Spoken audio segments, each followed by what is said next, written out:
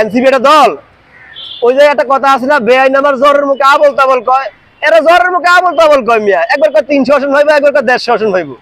আরে বেটা, তোরা তো একটা আসন হওয়ার ব্যবস্থা নাই। চুমকালে বড় বড় কথা কইলে কি ভোট পাওয়া যায়?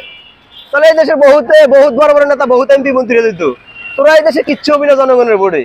জনগণ এখন বাংলাদেশে আগে একটা শব্দ গৃহীত ছিল রাজাকার, অনিচ্ছে গিয়া সমন্বয়ক, আর তার মানে এনসিপি। তোমাগরে জনগণ প্রত্যাহার করছে, তোমাগরে জনগণ পছন্দ করে না, এইটাই চির সত্য।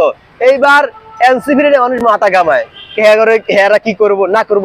এনসিপি দেশে এমন কি কিছু হয়ে গেছে যে তাগরে নিয়ে মাথা কামাইতে হইব। এনসিপি আমার কাছে বেটা দলই না, আমি এটার দল হিসাবে মনেই করি না, আর এটা নিয়ে আমি কথা কইতে রাজি না। আমার কাছে এনসিপি দলই না।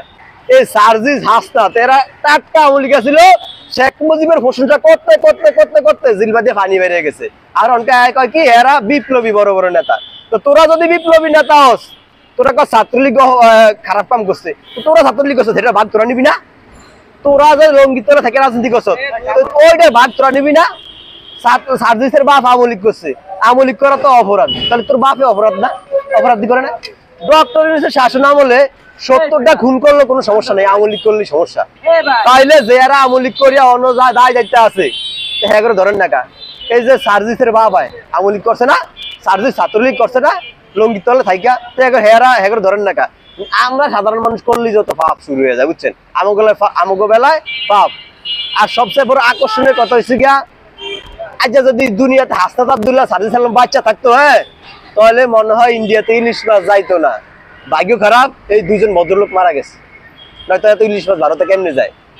আর একজন হুজুর আছে মামুনুল হক, ঠিক আছে, ভদ্রলোক, উনি বাচ্চা থাকলে আজকে বাংলাদেশে কোনো মূর্তি থাকতো না। মূর্তি হারাম, সব মূর্তি তো হারাম। রাজু ভাস্কর্যের যে মূর্তি আছে, এটি মানুষের মূর্তি না? হেডি হালাল হয় কেমনে? বঙ্গবন্ধুর মূর্তি হয় হারাম, হেডি হালাল হয় কেমনে? সব মূর্তি তো হারাম।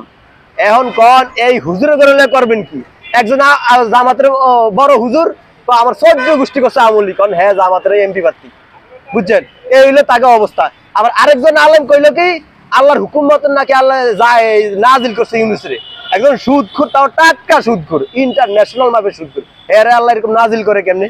এই ধ্বজভাঙ্গা উপদেষ্টারা মিল্লা এই যে এই পুলিশ লয়া এই নির্বাচন তো বৃহত্তর একটা বড় কিছু, 300 আসনের নির্বাচন, এটা মনে হয় সম্ভব না। কারণ পুলিশের মানে যেই দায়িত্ব, মানে যা অবস্থা, মরা মরা অবস্থা, 300 আসনের নির্বাচন দিতে গেলে মানে বিশাল বড় শক্তির প্রয়োজন।